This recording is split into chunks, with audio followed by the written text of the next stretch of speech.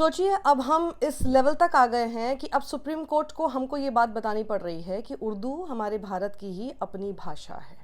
जी हाँ, यहाँ तक अब हम पहुँच चुके हैं, क्योंकि महाराष्ट्र में म्यूनिसिपल कॉरपोरेशन के साइन बोर्ड्स पर उर्दू एक एडिशनल लैंग्वेज के तौर पर साइन बोर्ड्स पर उस भाषा में लिखना शुरू क्या किया गया, कोर्ट तक पहुँच गए। बॉम्बे हाई कोर्ट ने भी यही कहा कि बिल्कुल लिखा जा सकता है, लेकिन उसके बाद सुप्रीम कोर्ट तक मामला पहुंच गया। सुप्रीम कोर्ट ने भी यही बात कही कि एडिशनल लैंग्वेज में किसी भी बात को बेहतर तरीके से कुछ वर्ग के साथ कम्युनिकेट करने में कहीं से भी कोई कानून का उल्लंघन नहीं होता है, कोई रूल वायलेट नहीं होता है। आप सोचिए, साथ ही टिप्पणी करते हुए सुप्रीम कोर्ट को यह भी बोलना पड़ गया कि उर्दू हमारी नेटिव भाषा है, भारत की भाषा है, और अब समय आ गया है कि इसके साथ अब आप दोस्ती करना शुरू कर दीजिए। हुआ क्या कोर्ट में, मैं आपको बताती हूँ। एक सिग्निफिकेंट जजमेंट इसको हम कह सकते हैं, जहां पर linguistic diversity of the country को लेकर बात हुई। सुप्रीम कोर्ट ने 15 अप्रैल मंगलवार को एक ऐसे चैलेंज को रिजेक्ट किया जिसमें उर्दू के इस्तेमाल के लिए सीधा कोर्ट पहुंचा जा चुका था, क्योंकि महाराष्ट्र की म्यूनिसिपैलिटी ने साइन बोर्ड पर इस लैंग्वेज का इस्तेमाल किया। कोर्ट ने इस याचिका को ही खारिज कर दिया, क्योंकि ये याचिका बेसिकली बॉम्बे हाई कोर्ट के जजमेंट के खिलाफ थी, उसको चैलेंज कर रही थी, जिसमें उन्होंने उर्दू को अलाउ किया था।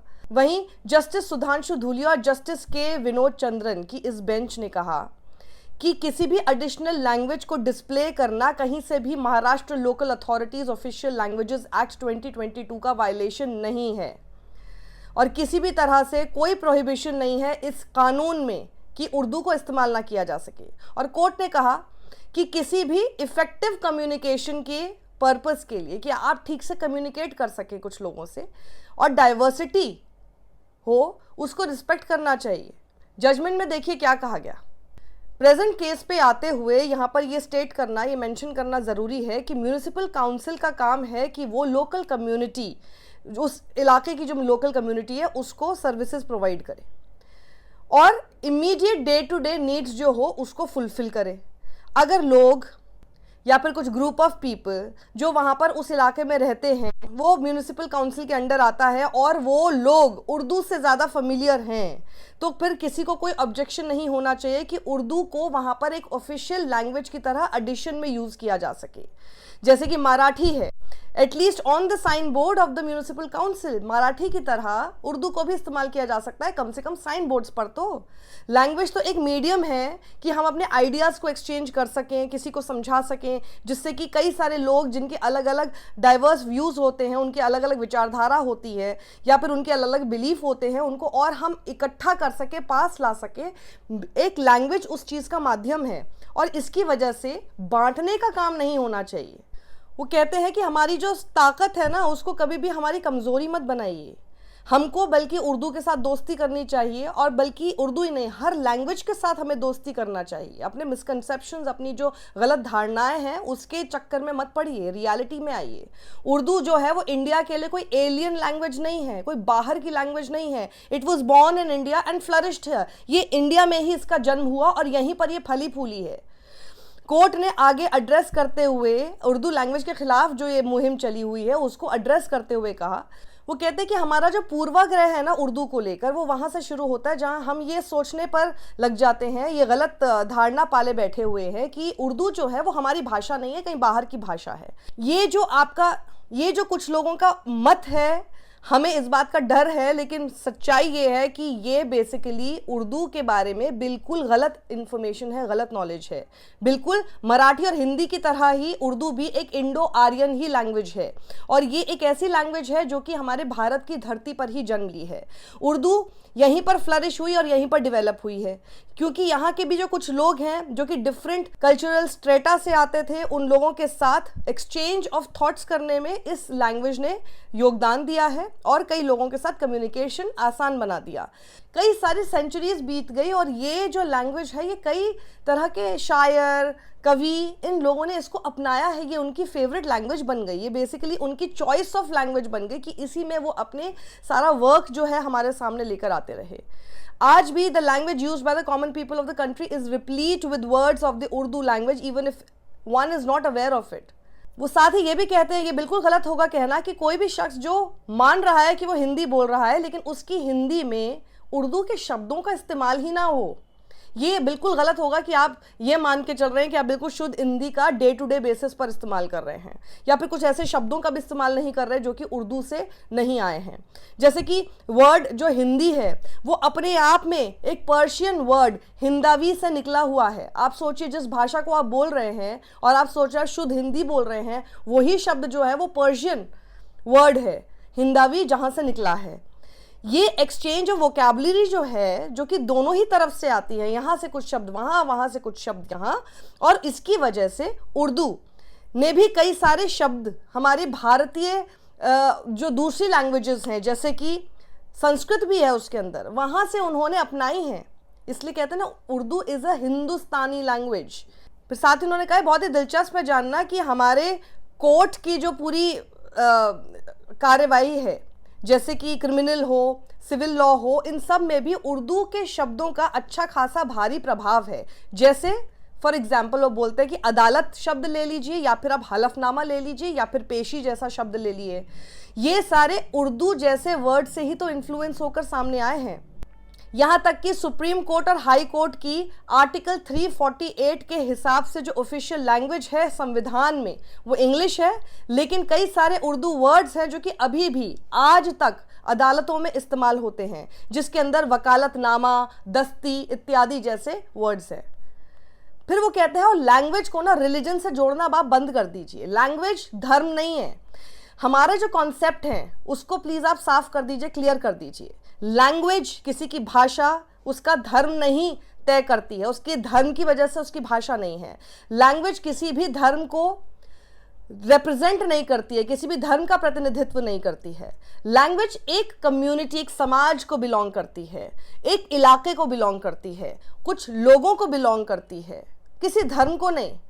लैंग्वेज हमारी सभ्यता है, लैंग्वेज हमारा कल्चर है। Language is the yardstick to measure the civilisational march of a community and its people. आप सिविलाइजेशनल कम्युनिटी, बेसिकली सिविलाइजेशन किस तरह से चेंज हुई एक से दूसरे समय तक, उसको मापने का जो वहाँ की भाषा होती है वो एक मापदंड है। और यही केस उर्दू के साथ भी है, जो कि फाइनेस्ट स्पेसिमेन, जो कि मतलब हमारी गंगा जमुनी तहजीब का जो सबसे प्यारा और सबसे खूबसूरत, सबसे बारीक, सबसे क्लियर एग्जाम्पल, उदाहरण हो सकता है, वो है उर्दू जैसी भाषा, जो कि हिंदुस्तानी तहजीब को, हमारी गंगा जमुनी तहजीब को और भी ज़्यादा खूबसूरती से पेश करती है, जो कि बेसिकली नॉर्दर्न सेंट्रल इंडिया का जो कल्चरल ईथोस है उसे रिप्रेजेंट करती है।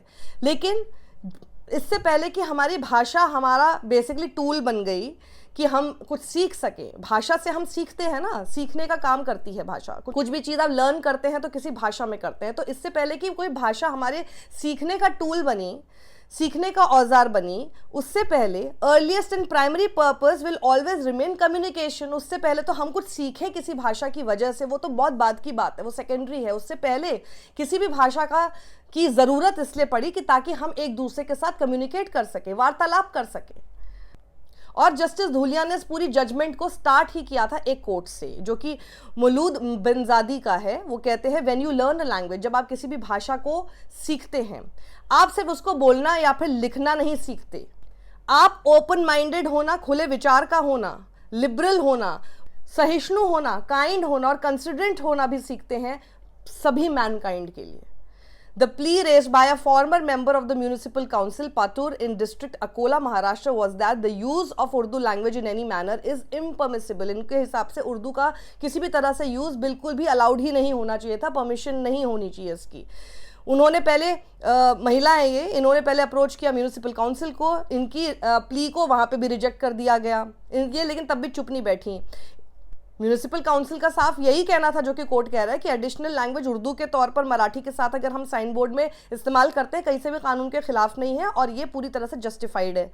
उनका कहना था कि 100% हमारी राजभाषा, महाराष्ट्र की राजभाषा मराठी का इस्तेमाल होना चाहिए किसी भी गवर्नमेंट प्रोसीडिंग्स में, लेकिन it was subsequently set aside by the divisional commissioner. Amravati के डिविजनल कमिश्नर ने भी इसको साइड में रख दिया, जिसके खिलाफ फिर वो पिटिशन लेकर चली गई बॉम्बे हाई कोर्ट। कोर्ट ने भी इनकी प्ली को रिजेक्ट कर दिया, लेकिन उसके बाद भी ये शांत नहीं हुई, सुप्रीम कोर्ट तक पहुंच गए। सुप्रीम कोर्ट ने भी इनको वही कहा जो सभी, बल्कि म्यूनिसिपल कॉरपोरेशन के लेवल तक से कहते आ रहे थे।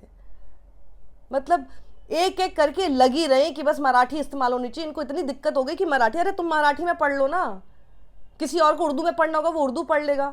लेकिन इतनी नफरत एक धर्म से करते हुए आप उस भाषा से करने लग गए जिसकी नींव हमारे देश में रखी गई है। आपस में ये जो पहुंची है ना, वहां तक भी, ये भी अगर हिंदी बोलेंगी ना, मैं गारंटी के साथ कह सकती हूँ कि पूरी शुद्ध हिंदी कभी नहीं बोलेंगी। इनके बोलने में ही इतने सारे उर्दू के शब्द आ ही जाएंगे। हम लोग जो भाषा बोलते हैं, हम हिंदुस्तानी भाषा बोलते हैं जिसमें हिंदी उर्दू मिक्स होती है। तो इतनी नफरत तक हम आ चुके हैं, हमारे समाज में इतनी नफरत घोली जा चुकी है कि इतना खाली टाइम है ऐसे लोगों के पास कि शांत नहीं बैठ रही हैं। सिर्फ एक साइन बोर्ड पर एक और लैंग्वेज भी है जिससे आपको अगर कोई लैंग्वेज पढ़नी नहीं आती ना, आप उसकी तरफ फिर देखते भी नहीं हो। आपको जो पढ़ने में आती है बस उसी पे ध्यान देते हो। लेकिन इनका ध्यान उस लैंग्वेज पर ज़्यादा था जो इनको ना पढ़नी थी, ना इनको पढ़नी आती है। दूसरा भी ना पढ़ पाए, इसके ऊपर इनका पूरा ध्यान था। सोचिए कहीं भी कंस्ट्रक्टिव चीज़ में लगा लेती, कितना फ़ायदा शायद देश का कर चुकी होती। लेकिन ये पूरी इन्होंने हरकत करके देश का सिर्फ नुकसान ही किया और सारी अदालतों का, सबका सिर्फ समय बर्बाद किया है। और ये सब हो रहा है सिर्फ नफरत के नाम पर। इस वीडियो को ज़्यादा लोगों तक पहुंचाइए, उन सब लोगों तक पहुंचाइए जो आपसे आए दिन बहस करते रहते हैं कि नहीं मुबारक वर्ड क्यों बोल दिया, शुभकामनाएं क्यों नहीं बोला, जिनको हर इस चीज़ से दिक्कत है। और उर्दू से आजकल दिक्कत होने लग गई है, जिस तरह का माहौल बन गया उसके बाद वो जो बहस करते रहते हैं उन्हें बता दीजिए कि उर्दू भारत की ही भाषा है। किसी और की बात अगर नहीं मान रहे, बुद्धिजीवियों को तो वैसी गाली देते रहते हैं, तो सुप्रीम कोर्ट कह रहा है अब तो सत्यमेव जयते।